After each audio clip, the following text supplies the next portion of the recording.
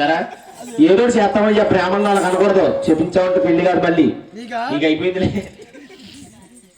నాయనా పోయి సాముడి వారి కళ్యాణం అయిపోతుంది తల్లి అర్ధరాత్రి వేళ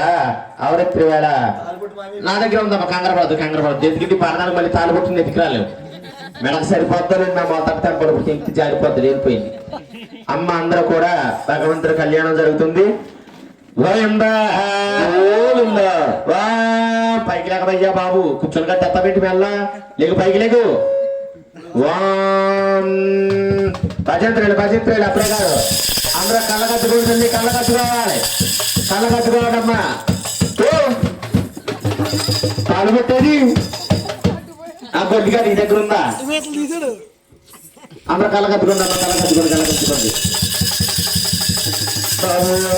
నల్లని వాడ నామాల వాడ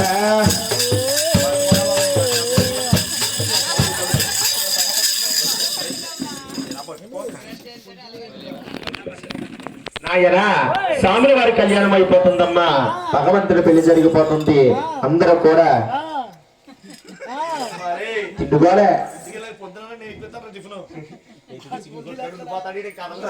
నాయనా సాముల వారికి పెళ్లి అవుతుంది భజింత్రులు మాంగళ్యోద్వేణ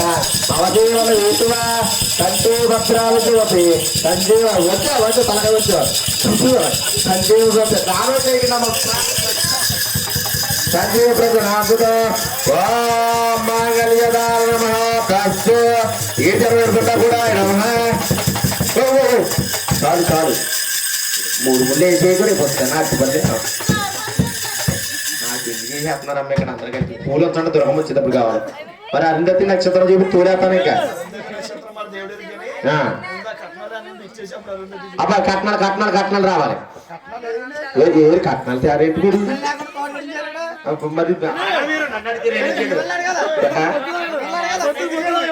మరి అన్ని కలిపి పందుల మీద ఆడుతున్నారు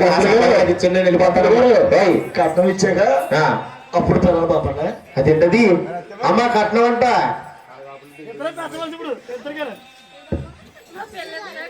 ఏంటి ఆకులు తెస్తున్నారు తెమ్మంటే